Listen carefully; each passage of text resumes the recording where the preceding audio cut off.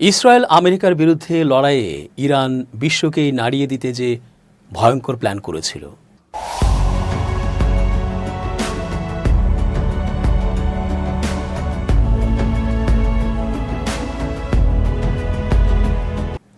আসসালামু আলাইকুম প্রিয় দর্শক, আমন্ত্রণ আজকের আলোচনায়।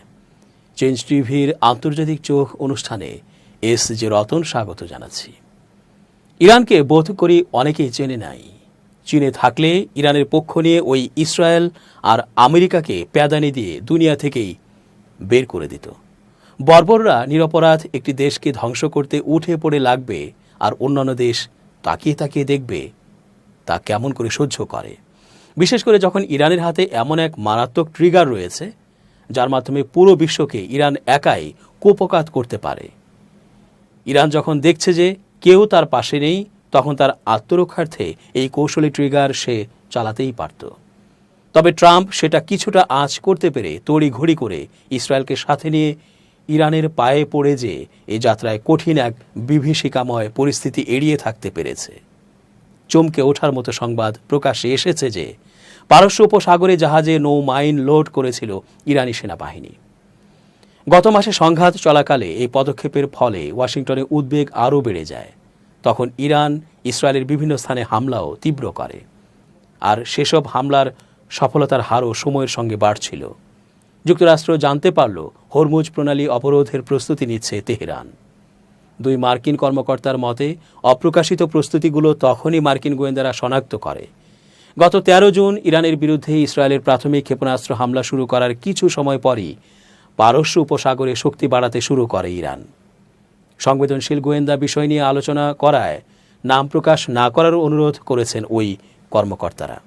রয়টার্সকে তিনি জানান, মাইনগুলো লোড করা হলেও সেগুলো প্রণালীতে মোতায়েন করা হয়নি।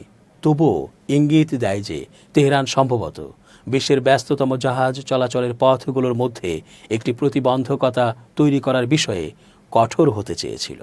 এই পদক্ষেপ নিলে চলমান সংঘাত আরও বেড়ে যেত এবং বিশ্ব বাণিজ্যকে মারাত্মকভাবে ব্যাহত করত। বিশ্বব্যাপী তেল ও গ্যাসের প্রায় 1/5 জাহাজ হরমুজ প্রণালী দিয়ে যায় এবং অবরোধের ফলে বিশ্বে জ্বালানির দাম বেড়ে যেত। ইরানের পারমাণবিক স্থাপনাগুলোতে মার্কিন হামলার পর থেকে বিশ্বব্যাপী তেলের দাম 10 ভাগেরও বেশি কমেছে, যার একটি কারণ হলো এই সংঘাত তেল বাণিজ্যে উল্লেখযোগ্য ব্যাঘাত ঘটায়নি। 22 জুন তেহরানের পারমাণবিক কর্মসূচিকে পঙ্গু করার লক্ষ্যে যুক্তরাষ্ট্র ইরানের 3টি গুরুত্বপূর্ণ পারমাণবিক স্থাপনায় বোমা হামলা চালানোর পরপরই ইরানের সংসদ প্রণালীটি বন্ধ করার একটি পদক্ষেপকে সমর্থন করেছে বলে জানা গেছে।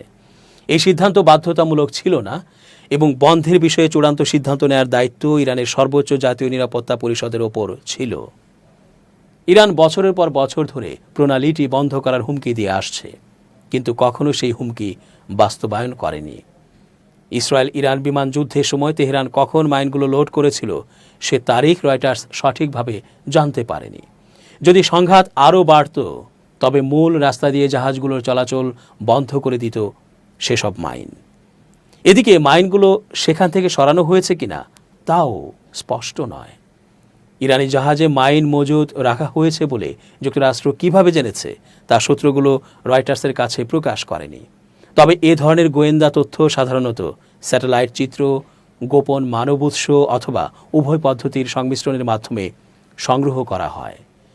বিশ্লেষকরা জানাচ্ছেন, গোটা মুসলিম উম্মাহ যখন নির্যাতনের ছায়ায় নতজানু, তখন ইরানের মিম্বার থেকে উচ্চারিত আয়াতুল্লাহ আলী খামেনির কণ্ঠে শোনা যায় প্রতিরোধের ধ্বনি। যেখানে আরব শাসকরা নীরব চুক্তিতে গাজার মুসলিমদের রক্ত বিক্রি করছে, সেখানে খামেনির ভাষণে দেখা মেলে কালো মেঘের ফাঁকে এক চিলতে আশার আলো। পশ্চিমা নেতাদের চক্ষুশূল হয়েও 1989 সাল থেকে দেশটির সর্বোচ্চ ধর্মীয় ও রাজনৈতিক পদে রয়েছেন তিনি। ব্যক্তিগত জীবন বরাবরই স্বল্প ব্যয়, সরল ও ধর্মনিষ্ঠ জীবন যাপন করলেও ধন সম্পত্তি নিছক কম নেই তার, যা দিয়ে মার্কিন প্রেসিডেন্ট ডোনাল্ড ট্রাম্প ও ইসরায়েলি প্রধানমন্ত্রী বেনিয়ামিন নেতানিয়াহুকে বহুবার কিনতে পারেন এই নেতা। তাহলে ভাবুন কত সম্পদ রয়েছে তার হাতে। ব্যক্তিগত জীবনে নেই কোনো রাজকীয়তা কিংবা অর্থের জৌলুস, আছে কেবল দায়িত্ববোধ, তাকওয়া ও আল্লাহর কাছে সমর্পণ। এমন সাদামাটা খামেনির জীবন হলেও বাস্তবতা কিন্তু ভিন্ন। আল্লাহর দেয়া অঢেল সম্পদের মালিক তিনি। শুধু তাই নয়, বিশ্বের শীর্ষ ধনী নেতাদেরও একজন তিনি, যার আজ পাওয়া যায় বিভিন্ন পশ্চিমা গোয়েন্দা সংস্থার প্রতিবেদনে। 2013 সালে রয়টার্সের এক অনুসন্ধানী প্রতিবেদনে বলা হয়, খামেনির প্রায় $95 বিলিয়ন পরিমাণ সম্পদ রয়েছে। তবে 2019 থেকে 2025 সালের মধ্যে মার্কিন কর্মকর্তাদের মতে তা বেড়ে 200 বিলিয়নের কাছাকাছি হতে পারে। তবে এই বিষয়ে পাকাপোক্ত তথ্য পাওয়া না গেলেও সেলিব্রিটি নেটওয়ার্থ বলছে, খামেনির নিজস্ব ব্যাংক অ্যাকাউন্টে মাত্র $50,000 রয়েছে। ইরানি বিপ্লব পরবর্তী সময়ে বাজেয়াপ্ত হওয়া অগণিত সম্পদকে রক্ষণাবেক্ষণ করা এবং তা ইসলামের কাজে ব্যবহারের জন্য সেতাদ নামে একটি প্রতিষ্ঠান তৈরি করা হয়, যার নিয়ন্ত্রণ করেন আলী খামেনি। মূলত এই প্রতিষ্ঠানটির আর্থিক পরিমাণ বর্তমানে 95 থেকে 200 বিলিয়ন মার্কিন ডলার পর্যন্ত। পশ্চিমাদের দাবি, খামেনি সরাসরি এসব সম্পদের মালিক না হলেও যেগুলোর ওপর তার নিয়ন্ত্রণ রয়েছে। বলা হয়, সেদাতের উপার্জন সরকারি বাজেটের বাইরে। এর ওপর সংসদ বা রাষ্ট্রপতির কোনো কার্যকর নিয়ন্ত্রণ নেই। রাজনৈতিক বিরোধীদের সম্পত্তি বাজেয়াপ্ত করে এবং ক্ষমতা কায়েম রাখতে এই সম্পদ ব্যবহার করা হয়। পশ্চিমাদের তথ্যের সঙ্গে বাস্তবের এই সুপ্রিম লিডারের মিল খুঁজে পাওয়া যায় না। ইরানের সর্বোচ্চ নেতা হয়েও খামেনির জীবনচর্চা এক সাধারণ আলেমের মতো। নম্রতা, সাদামাটা পোশাকেই দেখা যায় এই নেতাকে। নিজের জন্য দেশ বিদেশে নেই কোনো বিলাসী প্রাসাদ কিংবা ব্যক্তিগত বিমান। বিশ্বের বহু নেতা ভোগবিলাসে গা ভাসালেও তিনি আজও ইসলামের জন্য আত্মত্যাগে প্রস্তুত। ইরান ও ইসরায়েলের মধ্যে চলমান যুদ্ধ শুরুর পর থেকে খামেনি একটি গোপন স্থানে অবস্থান করছেন বলে জানা গেছে। ইসরায়েল তাকে হত্যা করতে পারে এমন আশঙ্কা করা হচ্ছে, তাই যুদ্ধবিরতির পরও তাকে জনসমক্ষে দেখা যায়নি। তবে এবার মার্কিন প্রেসিডেন্ট ডোনাল্ড ট্রাম্প ও ইসরায়েলি প্রধানমন্ত্রী বেনিয়ামিন নেতানিয়াহুকে হত্যার ফতোয়া ইরান থেকে জারি করা হয়েছে। ইরানের সর্বোচ্চ ধর্মীয় নেতা আয়াতুল্লাহ আলী খামেনির ঘনিষ্ঠ কট্টরপন্থী এক আলেম মার্কিন প্রেসিডেন্ট ডোনাল্ড ট্রাম্প ও ইসরায়েলি প্রধানমন্ত্রী বেনিয়ামিন নেতানিয়াহুকে হত্যার জন্য বিশ্বের মুসলিমদের প্রতি আহ্বান জানিয়েছেন। ইরান ইন্টারন্যাশনাল জানিয়েছে, সোমবার এক বক্তব্যে ওই আহ্বান জানান আলী রেজা পানাহিয়ান। তিনি বলেন, খামেনিকে যে হত্যার চেষ্টা করে বা তাকে হত্যার হুমকি দেয়, সে মোহারেব বা আল্লাহর শত্রু। এ সময় তিনি ইরানের শীর্ষ শিয়া আলেমদের পক্ষ থেকে সম্প্রতি জারি করা ফতোয়ার প্রতিও সমর্থন প্রকাশ করেন।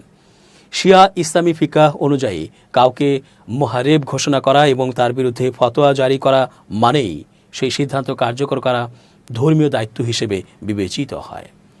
দক্ষিণ পূর্বাঞ্চলীয় সিস্তান ও বালুচিস্তান প্রদেশে নিরাপত্তা বাহিনী দিয়ে অভিযান চালায় ইরান।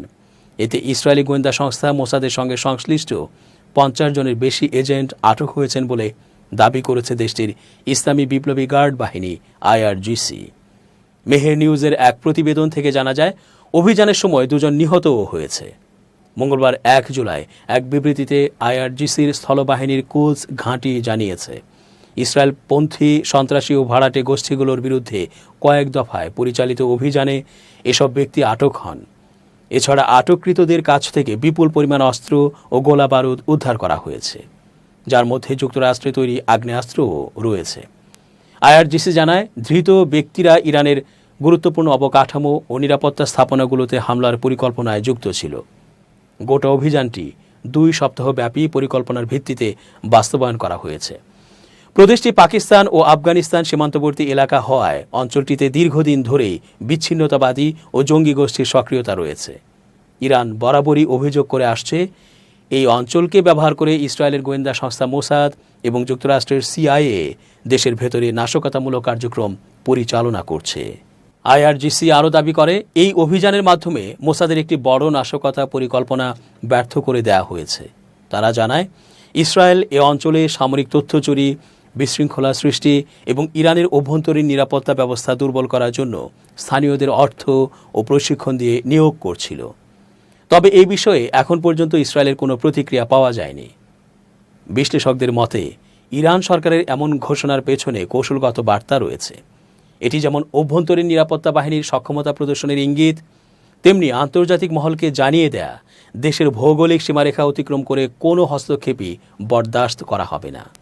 আটক ব্যক্তিদের পরিচয় আনুষ্ঠানিকভাবে প্রকাশ করা হয়নি, তবে ইরানের পক্ষ থেকে জানানো হয়েছে তাদের বিরুদ্ধে আইন অনুযায়ী ব্যবস্থা নেওয়া হবে এবং দেশের নিরাপত্তা ও সার্বভৌমত্বের বিরুদ্ধে ষড়যন্ত্রকারীদের কঠোর শাস্তি দেওয়া হবে। দর্শক, আজ এ পর্যন্তই। শুভ কামনা। changeTV.press, এক ফোঁটা হলুদও নেই।